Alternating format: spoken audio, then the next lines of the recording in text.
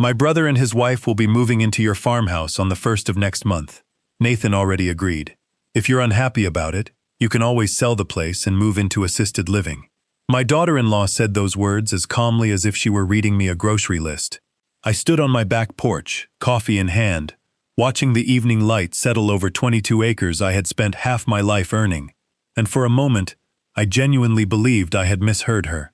If you're listening today, let us know where you're tuning in from in the comments. My name is Walter Harrison. I'm 65, a retired civil engineer with 41 years of experience designing roads, bridges, and drainage systems across 3 states. That career taught me 2 things that never failed me. Anything worth building takes patience, and the smallest crack always warns you about the biggest collapse.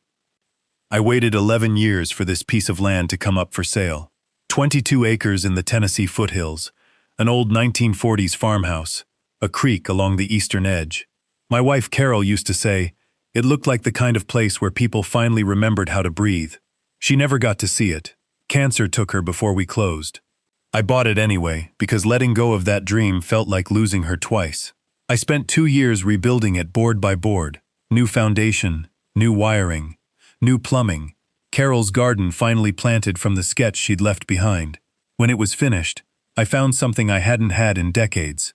Silence. I wasn't lonely. I was home. Then Cassie called. She and I had never argued before. We weren't close, but we were polite.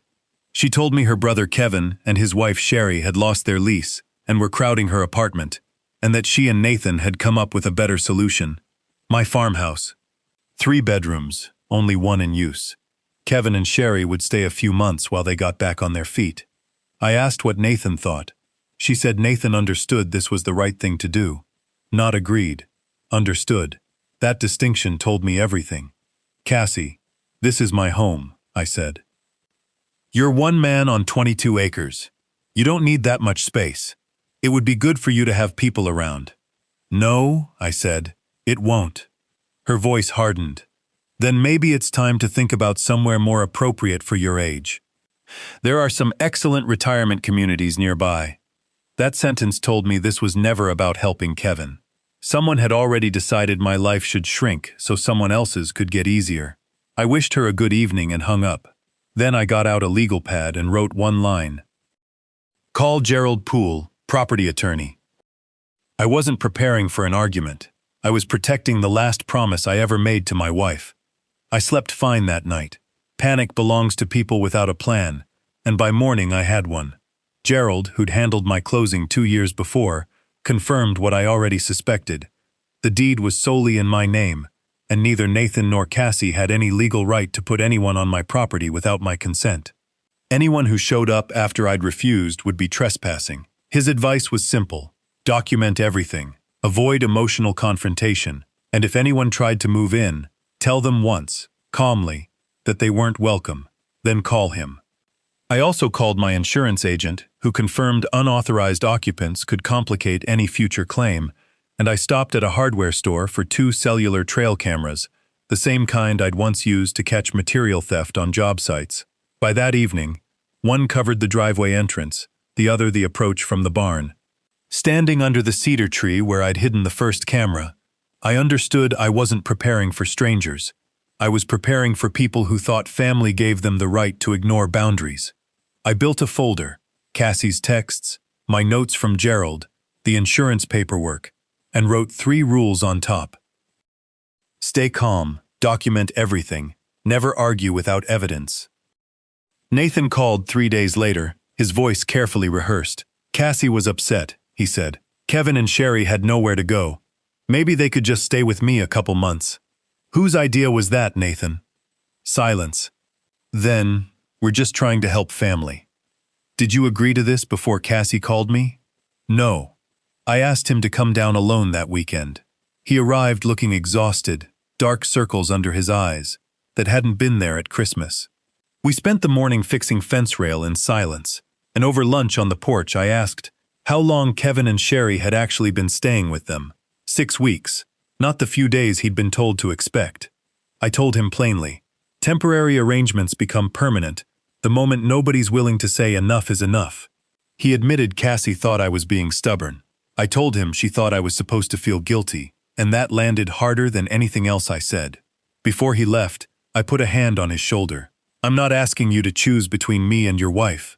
I'm asking you to pay attention, because I don't think this is about Kevin anymore. Monday, I called a private investigator in Chattanooga named Dennis Whitfield, recommended by Patricia Marsh, the attorney now handling my case. I gave him 4 names: Kevin, Sherry, Cassie, and, reluctantly, Nathan. I wanted documents, not assumptions. 5 days later, his report confirmed my instincts and then some.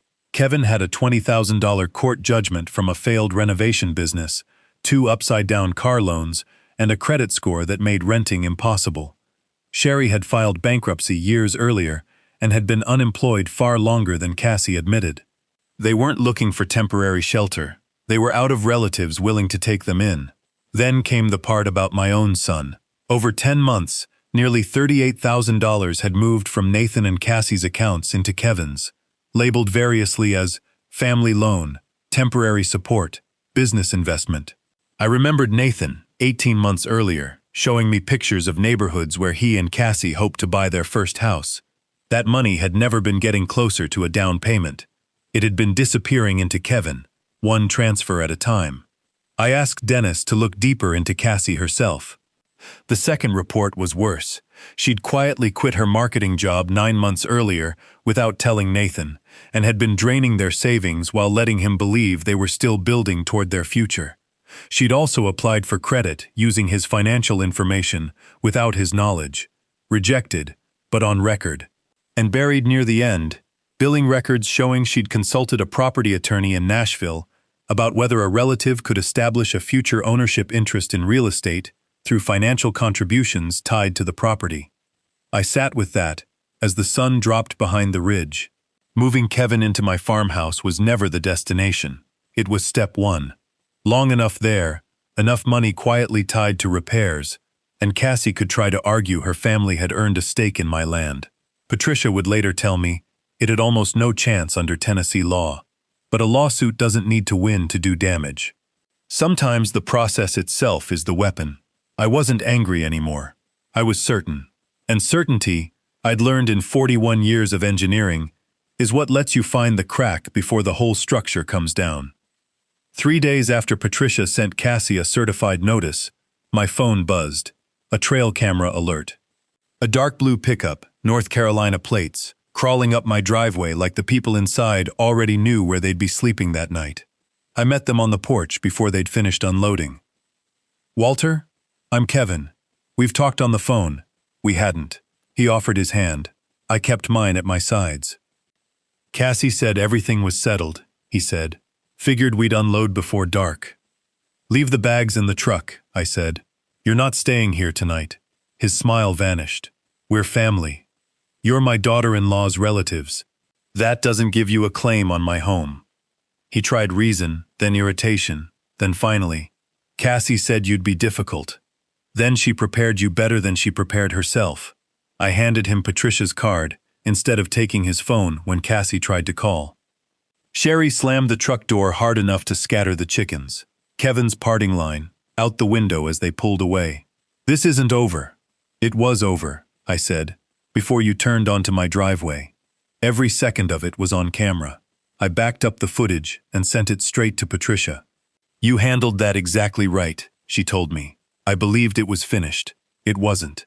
That evening, Cassie left a 7-minute voicemail. She called me selfish, accused me of humiliating her family, insisted Kevin and Sherry would have contributed to the property. Then her tone went cold. "You think that land is untouchable because your name is on the deed. You'd be surprised how many things can change once lawyers start asking the right questions. If you won't do the decent thing willingly, we'll settle it another way." I didn't feel threatened. I felt relieved. Everything before had been suspicion. Now I had a recorded statement of intent. I saved it 3 ways, transcribed it, and sent it to Patricia, along with the driveway footage. "She made a mistake," Patricia said. "She revealed intent." Courts care about patterns. Today, an attempted occupation. Tonight, pressure after it failed. Keep doing exactly what you're doing. A second certified letter went out the next morning, warning that any future attempt to occupy the property or a certain ownership interest would be contested. Life on the farm went quiet again for a couple of weeks. Fence repairs, the first tomatoes, deer at the tree line. But I kept building the file, and I kept thinking about Nathan's face at that lunch. He hadn't looked like a man defending his wife. He'd looked like a man trying to believe a story someone else kept repeating to him. He didn't know about the $38,000, the hidden unemployment, the Nashville attorney.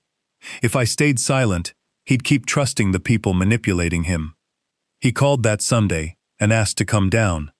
I told him to come alone. When he arrived Wednesday evening, he looked 10 years older than 40. I put the folder on the kitchen table between us.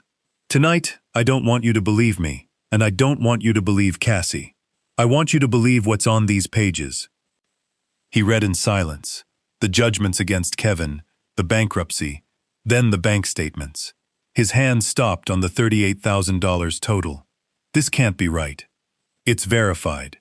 Then the employment records. She told me she was still working from home. She resigned 9 months ago. Then the Nashville attorney's billing record. He looked up so fast his chair scraped the floor. She talked to a lawyer about your farm? Without telling me? As far as I can determine, yes. He pressed his hands to his forehead. That money, we were saving for a house. I skipped vacations, took extra consulting work. She kept saying we were almost there. He asked why I hadn't told him sooner. Because I needed proof before I asked you to question your own wife. Before he left, staring out at the dark field, he asked the question I knew was coming. Dad, how much of my marriage do you think was real? I think your love was real, I told him. I can't speak for hers. He drove home the next morning with the folder on the passenger seat. That evening he called. Everything in those reports was true. He'd laid the bank records on their kitchen table. She'd tried to call the transfers temporary loans, then admitted the real total, then admitted why she'd hidden it. You would have said no. She admitted the resignation, admitted hiding it so he wouldn't worry. When he reached the Nashville attorney, she had no explanation ready, just that it had been a conversation, just in case. Nathan asked, just in case what? Silence. Then she said she believed Kevin deserved a permanent place to live, and that my farm had more than enough room, if I'd just stop being selfish. That was the sentence that ended it for him. Not the money, not even the lying, but realizing she saw our family's home as something to be divided. 2 days later he called again, calmer now, clearer. He'd moved into a short-term apartment and asked Cassie to stay elsewhere while they sorted things out. She cried, apologized, promised to cut Kevin off if he'd just come home. Before he left for good, he asked her one last question. If I had said yes that first day, would she have ever told him about the lawyer? She looked at the floor and never answered. Within a week, she'd filed for divorce. Around the same time, her attorney sent Patricia a letter suggesting grounds for an ownership claim based on financial contributions to the property.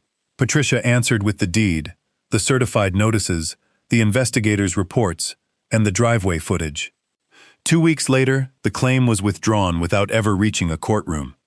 The legal win brought me little satisfaction.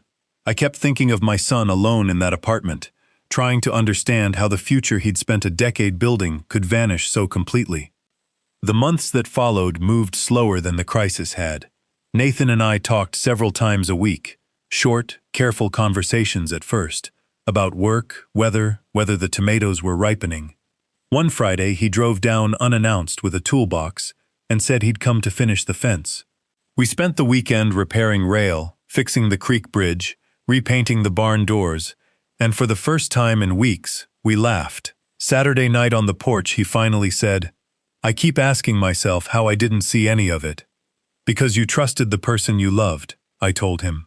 That's not weakness, that's what marriage is supposed to be. I still feel like I failed. No, you were deceived. Those aren't the same thing. A few weeks later, an engineering firm in Knoxville, less than an hour from the farm, offered him a senior position. I want to start over somewhere that still feels like home, he said. I told him to decide for himself, not for me. He took it. Weekend visits became routine again, and I watched the exhaustion drain out of his face a little more each month. Then, one Saturday, he arrived with someone new. Dad, this is Dana, a structural engineer from his firm, sharp, honest, unimpressed by size or square footage. She spent half an hour examining the stone foundation I'd rebuilt years earlier. "These repairs were done properly," she said. "Who did the engineering?" Nathan pointed at me. She laughed.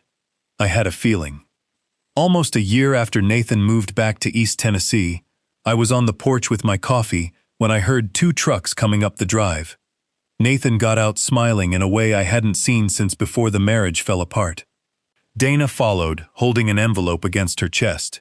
She handed it to me without a word. Inside was a sonogram. I looked from the image to my son standing at the porch rail, then out across the fields Carol had once dreamed of planting. I thought about the phone call that started all of it, the lawyers, the cameras, the voicemail full of threats, the night Nathan learned the truth about his own marriage. None of it had really been about the land. It had been about protecting the future standing in front of me now. "You're going to be a grandfather," Nathan said. Dana sat beside me on the porch swing, while Nathan leaned against the rail, exactly where he used to stand as a boy. "When the baby's old enough," he said, "we want them to know this place. Fishing in the creek, feeding the chickens, learning how to build things instead of just buying them." I folded the sonogram back into its envelope and raised my coffee toward my son. He raised his back, the same easy smile I remembered from before any of this began. I didn't win because I kept my land.